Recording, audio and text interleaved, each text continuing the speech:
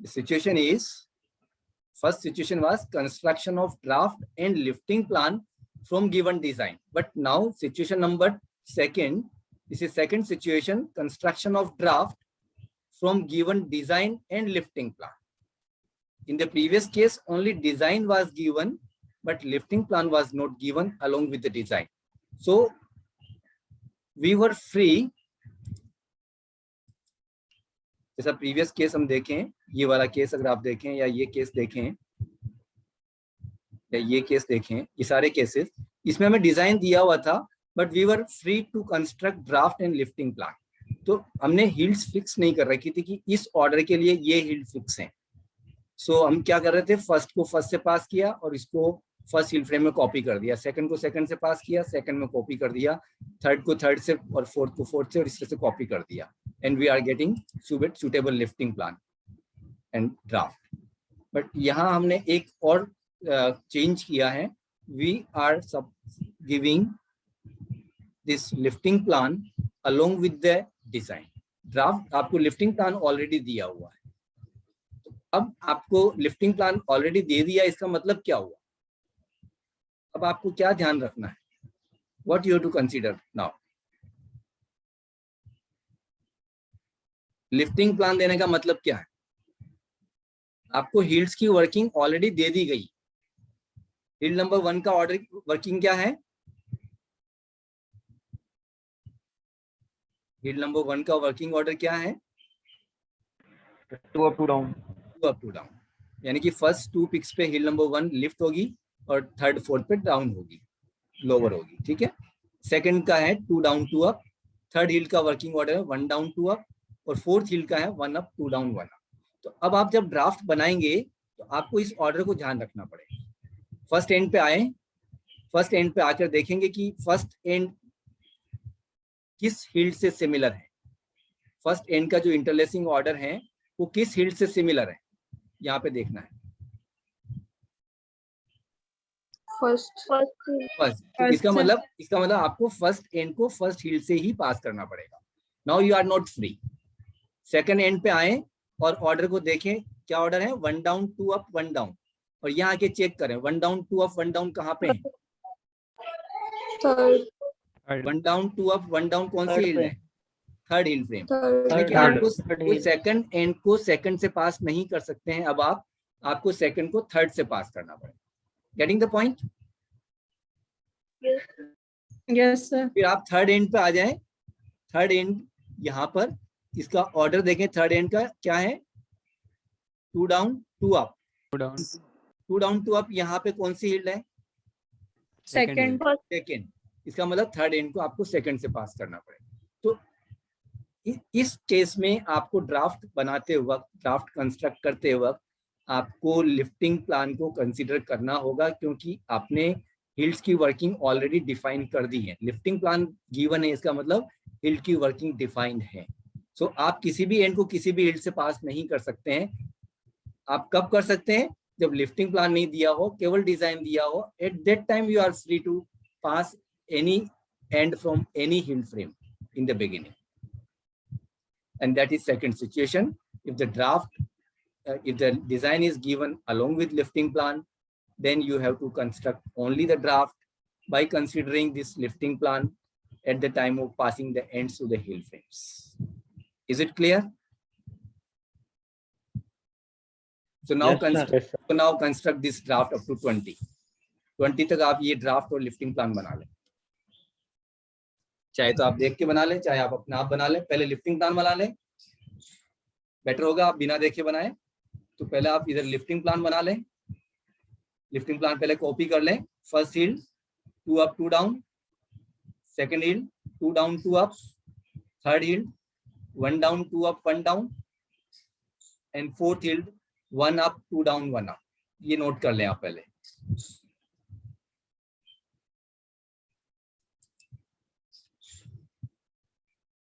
And then construct draft.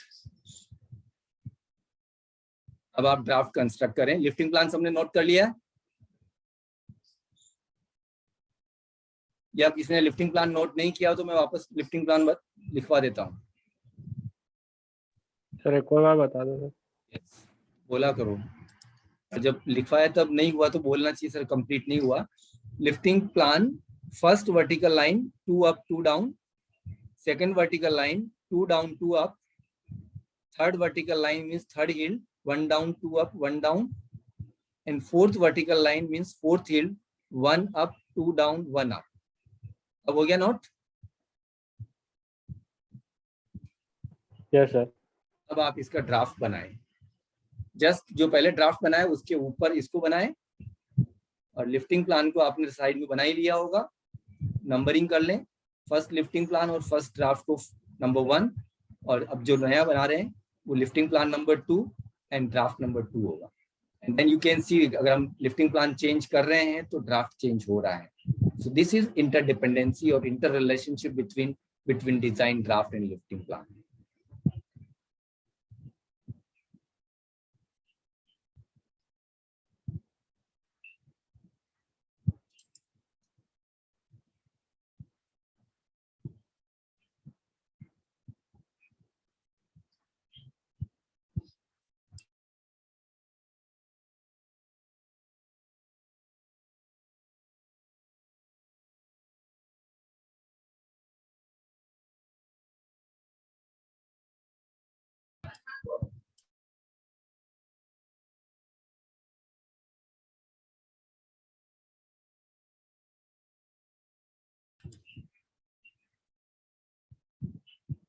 अगर complete हो जाए तो आप बता दें। मैक्सिमम स्टूडेंट्स का कंप्लीट होने के बाद हम आगे बढ़ेंगे।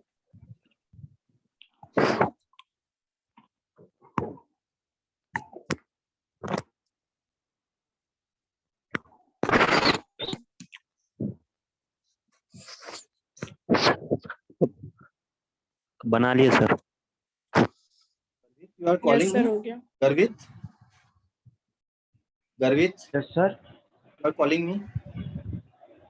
No sir. आपको कॉल आया मेरे को, पहले किया था क्या? सर पहले किया था मैंने। ठीक है कोई बात। ओके, सो आपने अगर बना लिया है तो आप चेक करें, आप चेक कर लें, 20 तक चेक कर लें, 20 एंड्स तक चेक कर लें, बाकी को आप हटा दें। डिजाइन में हमने 20 एंड्स लिए तो ड्राफ्ट में भी 20 होंगे। Yes sir. Now you have both type of draft and lifting plan, corresponding draft and lifting plan for one and second case. This is second case. ठीक है?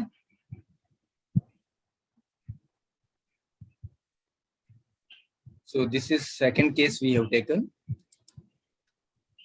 One more example in support of this construction of draft from given design and lifting plan.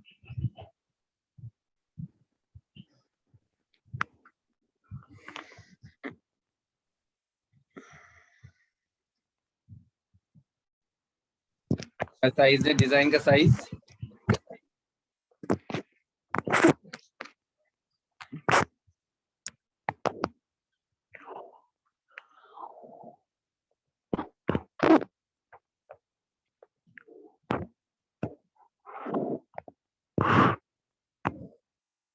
Thirty cross 6. what type of interlacing order you are observing in the design? Basically it is 3 up 3 down. All the ends, सबका जो interlacing order है 3 up 3 down. So this design is based on 3 up 3 down. And if you have Xerox of book Watson's Textile Design and Color, किसी के पास है? हाँ sir मेरे पास है। Students के पास होगी, बट नॉन डिप्लोमा जो रेगुलर स्टूडेंट्स उनके पास नहीं होगी, बट जो तुम्हारे सीनियर्स है उनके पास होगी। जो अभी थर्ड ईयर में स्टूडेंट्स हैं उनके पास ये बुक होगी। जनरली स्टूडेंट्स इसकी जेरोक्स यूज करते हैं, तो वो जेरोक्स मिल जाएगी आपको। अगर आप ट्राई करेंगे, आपके आसपास अगर कोई सीनियर्स हैं तो उनके पास होगी। अदरवाइज मैं कुछ एग्जांपल्स तो मैं शेयर कर ही रहा हूँ। इस बुक में काफी एग्जांपल्स दिए हुए हैं। Watson's textile design and colour by Z Grosicki. Watson's, the name of the book is Watson's textile design and colour and the name of the author is Z Grosicki, Grosicki.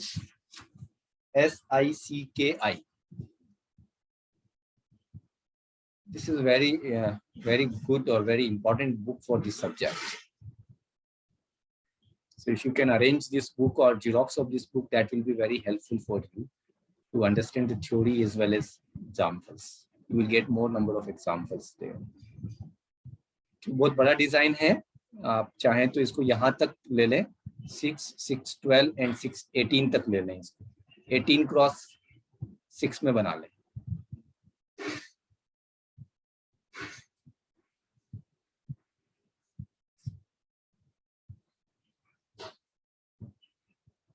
So, आप note कर रहे हैं या मैं note करवाऊं? अगर मेरे बोलने से आपको हेल्प मिलती हो.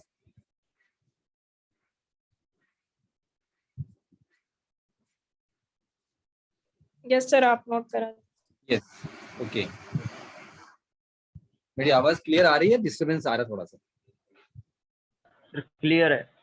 ठीक है, आप नोट करें. First end 3 up 3 down.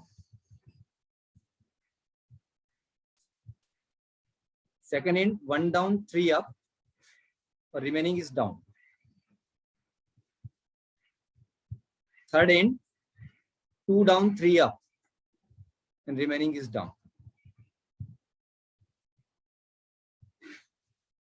Then fourth end 2 up 3 down 1 up. Fifth end 1 up 3 down 2 up. And sixth end 3 down 3 up. Seventh, 8th, 9th, 10th, 11th, 12th एकदम सिमिलर हैं, 1, 2, 3, 4, 5, 6 जैसे ही. चलो फिर भी आप लोग नोट कर लें. 7th is 3 up 3 down. 8th is 1 down 3 up. 9th is 2 down 3 up. 10th 2 up 3 down 1 up. 11th 1 up 3 down 2 up. And 12th 3 down 3 up. आप लोग नंबरिंग जरूर करें ड्राफ्ट और डिजाइन के बीच में, दोनों के लिए कॉमन हो जाएगा. और यहाँ पे पिक्स की नंबरिंग कर ले तो वो डिजाइन और लिफ्टिंग प्लान के लिए कॉमन हो जाएगा. 13th 3 up 3 down. 14th 1 down 3 up. 15th 2 down 3 up. 16th 3 down 3 up. 17 2 up 3 down 1 up. No, this is 13, 14, 15, 16, 17 में 17 is 1 up 3 down 2 up. And 18 is 2 up 3 down 1 up.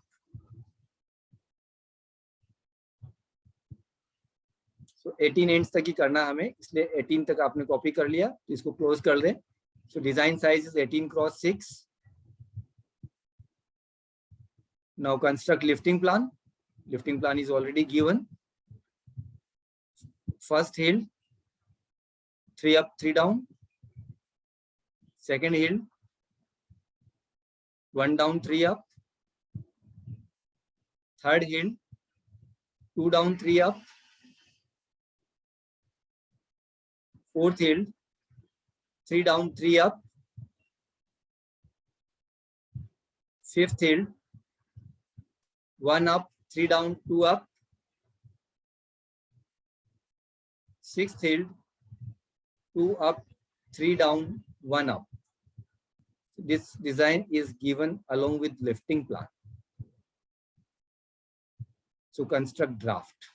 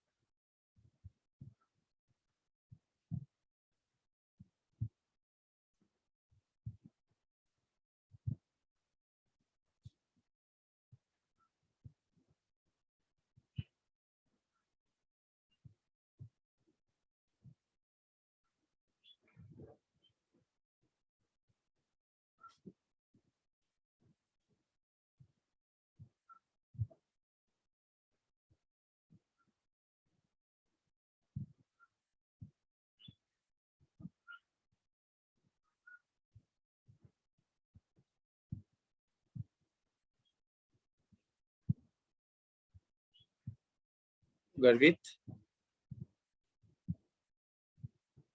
Garvit is there? Yes sir. Screenshot दोनों class के अलग अलग Yes, लेना sir. बेटा, screenshot दोनों class के अलग अलग लेना। ठीक है सर। आज की 2 क्लास काउंट होगी क्योंकि काफी स्टूडेंट सेकंड में नहीं आए हैं, तो दोनों के स्क्रीनशॉट्स भेज देना। ठीक है। They will count 2 classes. Okay sir.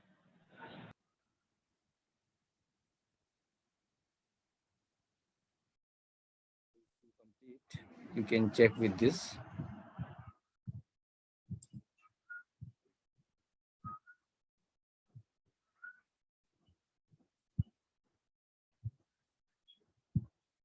You will get a draft 1, 2, 3, 6, 5, 4, 1, 2, 3, 6, 5, 4, 1, 2, 3, 4, 5, 6। Numbering method में हम इसको ऐसे लिखेंगे। नंबरिंग मेथड बहुत इजी है कन्वर्ट करना ग्राफ पेपर से। 1, 2, 3 यहाँ लिख दे 1, 1 नीचे लिख दे 1, 2, 3। यहाँ पे 6, 5, 4 है, 6, 5, 4, 1, 2, 3, देन 6, 5, 4 यहाँ से 1, 2, 3, 6, 5, 4, 1, 2, 3, 6, 5, 4, 1, 2, 3, 4, 5, 6। एंड्स हम सीक्वेंस में बढ़ रहे हैं। हिल्ड यहाँ पे देख सकते हैं कि कौन सा एंड कौन सी हिल्ड से पास हो रहा है। तो 1, 2, 3, 6, 5, 4, 1, 2, 3, 6, 5, 4, 1, 2, 3, 4, 5, 6। लिफ्टिंग प्लान को भी ऐसे नंबरिंग मेथड में कन्वर्ट करना हो तो ये फर्स्ट पिक है और नंबरिंग मेथड में फर्स्ट रो आती है, इसलिए 1, 5, 6, 1, 2, 6, 1, 2, 3, fourth pick 2, 3, 4, fifth pick 3, 4, 5, sixth pick 4, 5, 6। Numbers method से ग्राफ पेपर मेथड में कन्वर्ट करना आना चाहिए, ग्राफ पेपर मेथड से नंबर मेथड में कन्वर्ट करना आपको आना चाहिए। ग्राफ पेपर मेथड में हम बॉटम से टॉप की तरफ जाते हैं लिफ्टिंग प्लान में, बट नंबर्स मेथड में हम टॉप से बॉटम की तरफ आते हैं। तो ये ध्यान रखिए, ये फर्स्ट पिक वहां पर पहले लिखा जाएगा, तो ये जो यहाँ बॉटम से सेकंड पिक है वो सेकंड रो में आएगा टॉप से, ये ध्यान रखें। और हिल्ड में हम फर्स्ट एंड से मूव लिखना स्टार्ट करते हैं। फर्स्ट एंड फर्स्ट से तो 1, सेकंड सेकंड से 2, थर्ड से 3, फोर्थ एंड क्योंकि 6 से पास हो रहा तो 3 के बाद 6 आएगा ड्राफ्ट में। 6, 5, 4, 1, 2, 3, 6, 5, 4, 1, 2, 3, 4, 5, 6। इस तरह से कन्वर्जन आप बहुत इजीली कर सकते हैं। चेक कर लिया आपने? यहाँ हमने ऑलरेडी लिफ्टिंग प्लान को कंसीडर करके बनाया है। So we are getting a regular order, 3 straight, 3 reverse, 3 straight, 3 reverse and 6 straight. अगर आप यहाँ पे भी सिंपली डिजाइन ले लें और फिर ड्राफ्ट लिफ्टिंग प्लान बनाएंगे तो ड्राफ्ट और लिफ्टिंग प्लान दोनों ही इरेगुलर टाइप के बनेंगे। So that point already we have considered, and that's why we are getting a regular order in drafting plan.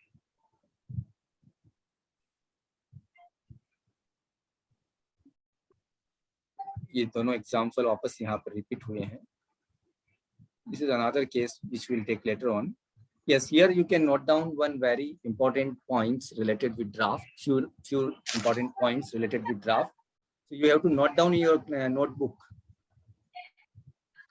So please note down few important considerations at the time of drafting. Few important considerations at the time of drafting.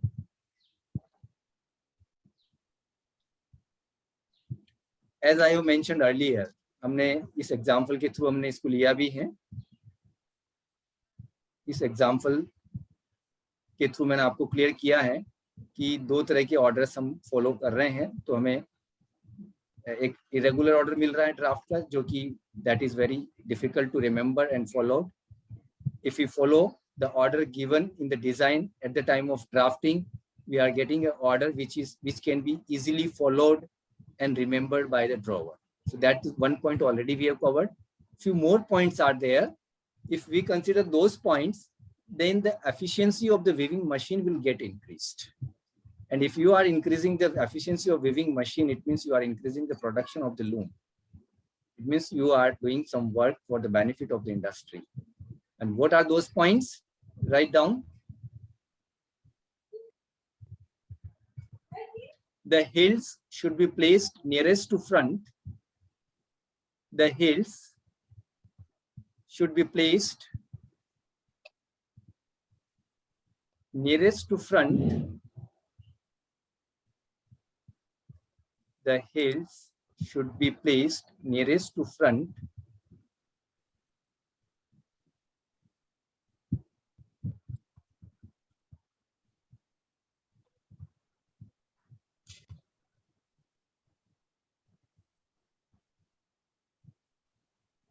लिख लिया आपने. The hills should be placed nearest to front, which the hills should be placed nearest to front, comma, which, again comma, and next line, and point number 1. which के बाद next line में आना है और point number 1 डालना है. which आपने first line में लिखा, फिर second line में आए, वहां पे 1 लिखा. carries the weakest yarn, which carries the weakest yarn.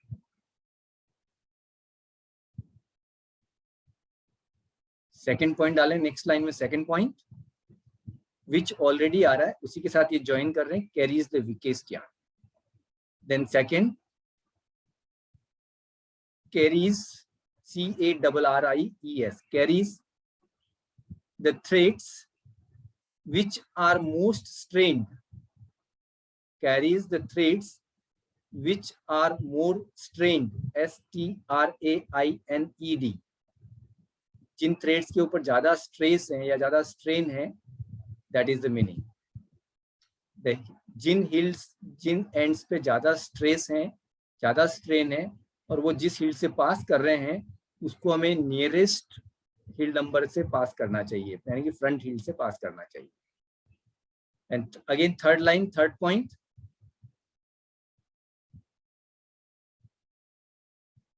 are more crowded by hilled wires.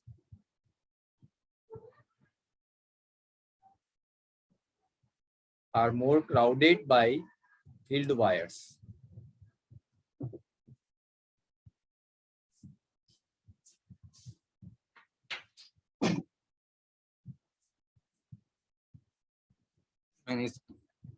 मैंने इसका स्लाइड नहीं बना रखा, इसलिए मैं आपको नोट करवा रहा हूँ.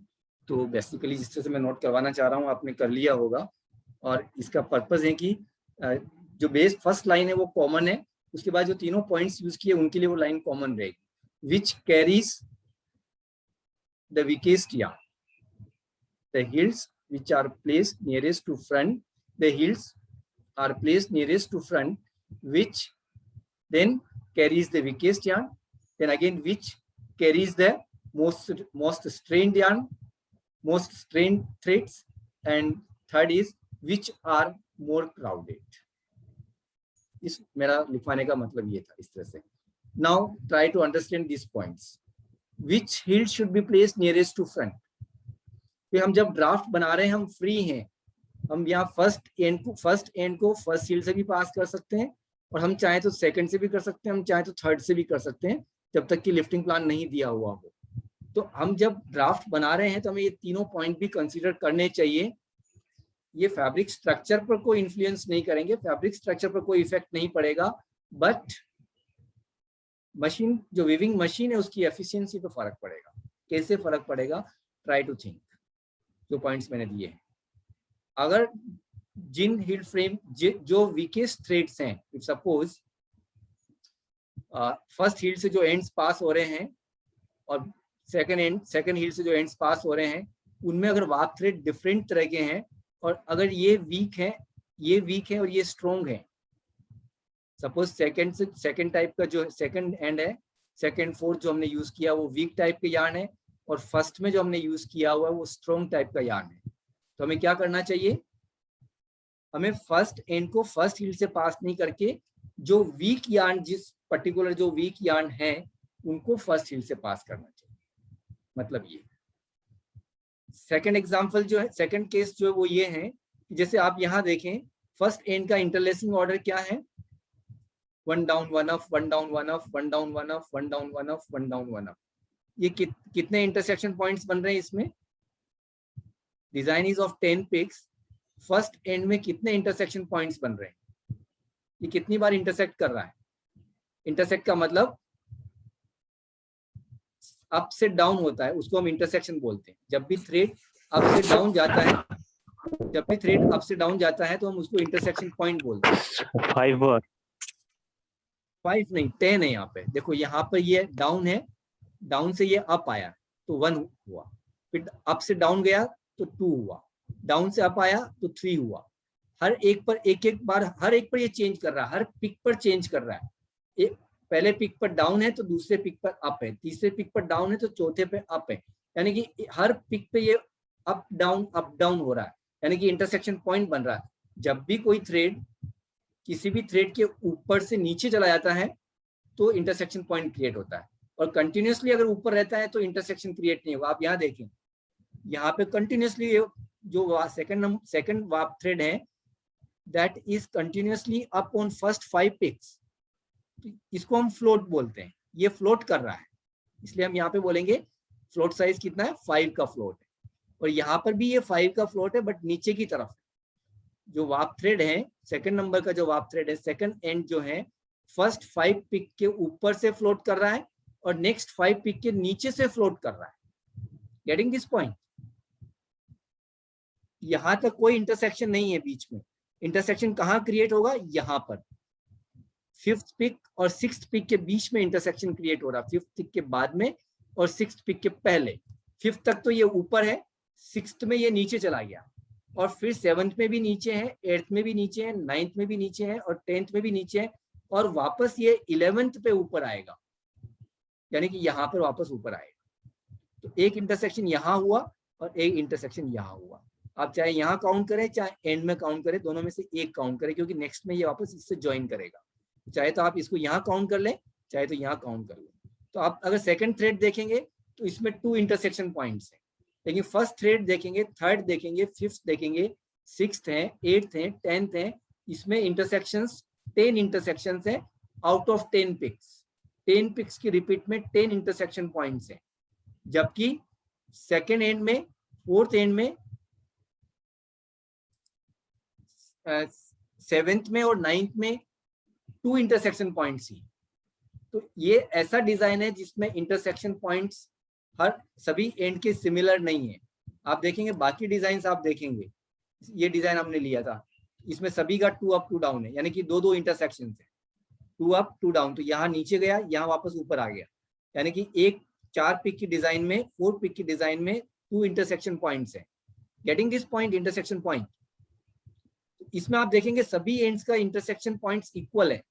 ऐसे डिजाइन में ये पॉइंट्स कंसीडर नहीं होंगे, बट अगर इस तरह का डिजाइन है जहाँ पे इस तरह के इंटरलेसमेंट्स हैं, इस तरह की इंटरलेसिंग्स उस डिजाइन में शामिल हैं, इसमें कुछ थ्रेड्स तो बहुत फ्रिक्वेंटली इंटरलेस कर रहे हैं और कुछ थ्रेड्स लेस फ्रिक्वेंटली इंटरलेस कर रहे हैं, जिसमें इंटरसेक्शन पॉइंट्स कम हैं। तो क्योंकि ये बार बार इंटरलेस कर रहे हैं, तो इसमें क्या होगा, एंड लिफ्ट होगा, लोअर होगा, एंड हिल फ्रेम लिफ्ट होगी, लोअर होगी, तो and lift lower, lift lower, lift lower, bar bar and को लिफ्ट लोअर होना पड़ रहा है, यानी कि उसके ऊपर स्ट्रेस ज्यादा आ रहा है कंपेयर टू दिस। ये अगर एक बार लिफ्ट हो तो 5 तक लिफ्ट ही रहेगा, ये नीचे नहीं आएगा, और ये 5 बार नीचे डाउन है तो फिर डाउन ही रहेगा, यानी कि इसको बार बार लिफ्ट एंड लोअर नहीं होना पड़ रहा है। इसका मतलब स्ट्रेन जो है सेकेंड पे, फोर्थ पे कम है as compared to first, third and 5th। तो हम क्या, अगर हम जब हिल चॉइस कर रहे हैं तो हम फर्स्ट के लिए और 6th के लिए फ्रंट 2 हिल्स देंगे। यहाँ भी हमने उस पॉइंट को कंसिडर नहीं किया है। आप यहाँ हमने सेकंड एंड को ही सेकंड हिल दे दिया, जबकि हमें सेकंड एंड को थर्ड हिल देना चाहिए था, फर्स्ट एंड को हमें फर्स्ट हिल देना चाहिए था, और 6th एंड को हमें सेकंड हिल देना चाहिए था, देन इसको हमें थर्ड हिल देना चाहिए था, और इसको हमें 4th हिल देना चाहिए था। और ये करके आप एक नया ड्राफ्ट और लिफ्टिंग प्लान बनाए अपनी नोटबुक में, नया एग्जाम्पल हो जाएगा आपके पास। ये फर्स्ट हिल होगा, ये सेकंड हिल होगा, ये थर्ड हिल होगा, और ये 4th हिल होगा। तो ऐसे लिफ्टिंग प्लान पहले बना लें, फिर उसके सूटेबल ड्राफ्ट बना लें आप। तो इस केस से मैं आपको ये क्लियर करना चाह रहा हूँ कि ये जो हमने ड्राफ्ट बनाते वक्त जो कंसीडर नहीं किया है, तो ये लूम के लिए बेनिफिशियल नहीं होगा, लूम एफिशिएंसी के लिए बेनिफिशियल नहीं होगा। अगर इसके बजाय हम ये एंड्स जो ज्यादा इंटरसेक्शन कर रहे हैं, इनको अगर सेकंड हील्ड से पास करते तो इनके ऊपर स्ट्रेन कम पड़ता। क्यों स्ट्रेन कम पड़ता, इसके लिए आपको थोड़ा सा सेट ज्योमेट्री समझना पड़ेगा। अगर आप शेड देखें तो शेड जो होता है इस तरह से होता है, यूं ऊपर की तरफ बढ़ता है।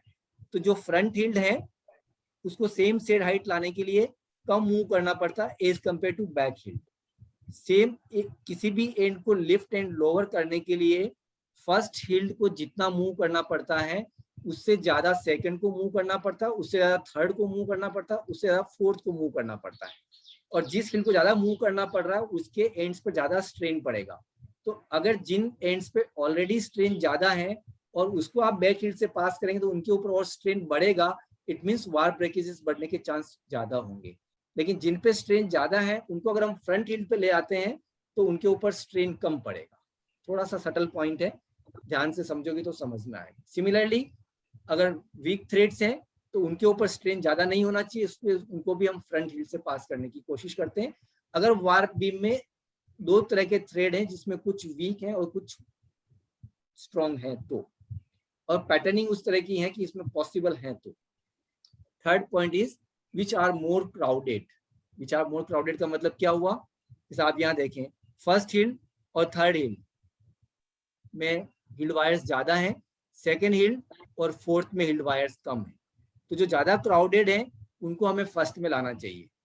आप स्ट्रेन वाइज देखें तो भी और क्राउडिंग वाइज देखें तब भी, ये जो थर्ड हील्ड आपने दी इसको अगर आप सेकंड देते और सेकंड को थर्ड देते तो लूम की एफिशिएंसी बढ़ती, क्योंकि वार्प ब्रेकेजेस को हम कम कर पाते। Try to understand this points. अगर कुछ कंफ्यूजन एक बार और सोचें इसके ऊपर क्लास के बाद में। अगर आपको फिर भी कोई कंफ्यूजन हो तो हम नेक्स्ट क्लास में या सेपरेटली हम इसको डिस्कस कर सकते हैं। कुछ पॉइंट्स ऐसे हैं कि बहुत ज़्यादा उसको समझने की ज़रूरत है, बहुत माइन्यूटली समझने की ज़रूरत है। तो ये वो वैसे ही पॉइंट्स जो तीनों मैंने आपको एक्सप्लेन किए हैं। तो try to understand this points. Still we have 5 minutes, so if you have any question you can ask. वैसे मैंने क्लास के स्टार्ट में प्रॉमिस किया था कि मैं छोटी क्लास लूंगा, बट टाइम पूरा हो गया है, सॉरी फॉर दैट। बट आपको इंटरेस्ट आ रहा है क्लास में, समझ में आ रहा है? समझ में आ रहा है? Yes sir. और जितना आप इसको समझोगे उतना ही ये सब्जेक्ट आपके लिए इंटरेस्टिंग बनेगा, और जितना प्रैक्टिस करोगे उतना ही आपको समझ में आएगा। तो प्रैक्टिस देन इंटरेस्ट आएगा, इंटरेस्ट आएगा तो आपको ज़्यादा समझ में आएगा, और ज़्यादा समझ में आएगा तो आपको बाद में इंडस्ट्री में भी काम आएगा। अगर आप इस फील्ड में जाते हैं या किसी और फील्ड में भी जाते हैं तब भी ये फील्ड रेलिवेंट रहेगा। और एग्जाम में तो आपको जो नेक्स्ट बेनिफिट मिलना है, जनरली हम पढ़ाई का एक सबसे इम्पोर्टेंट पॉइंट एग्जाम भी होता है। तो अगर आपके कंसेप्ट क्लियर है तो आपकी मिस्टेक्स कम से कम होगी और आपको मैक्सिमम मार्क्स मिलेंगे। बट ये आप ध्यान रखें कि इस सब्जेक्ट में मैथमेटिकल मार्किंग होती है। अगर आपने यहाँ डाउन है और आपने अप कर दिया है एक जगह पे भी तो whole design is wrong, you will get 0 marks. So that is very important in this subject. So if you have any question regarding last 3 points, you can ask.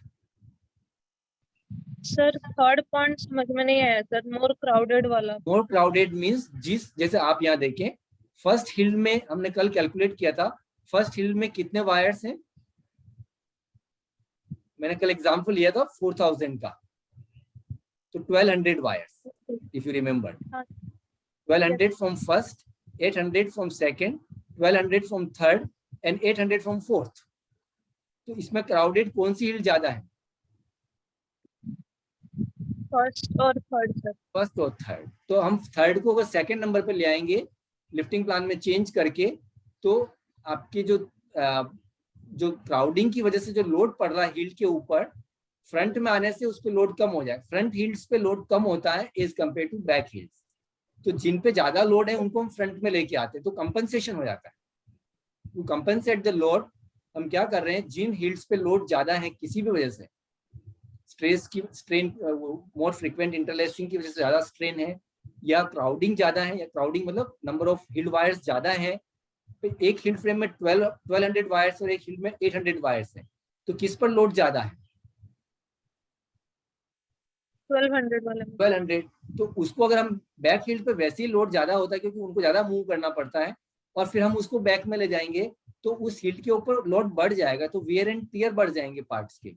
और अगर उस हील को आप फ्रंट में लाते हो, if you have the option, जैसे यहाँ हमारे पास ऑप्शन है, हम ड्राफ्ट और लिफ्टिंग प्लान में थोड़ा सा चेंज कर दें, लिफ्टिंग प्लान में हम इस हील को सेकंड के बजाय इसको थर्ड कर दें और इसको थर्ड के बजाय सेकंड कर दें, that is in our hand, वो हम कर सकते हैं, that much freedom we have.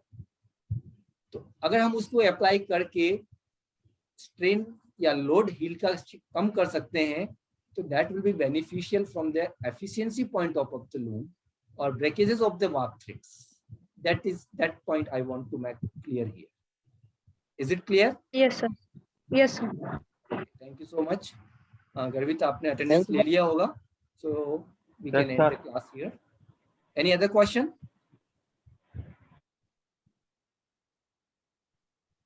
कोई और क्वेश्चन है तो आप पूछ सकते हैं, still we have time, but अगर नहीं है तो we can end the class. Thank you so much.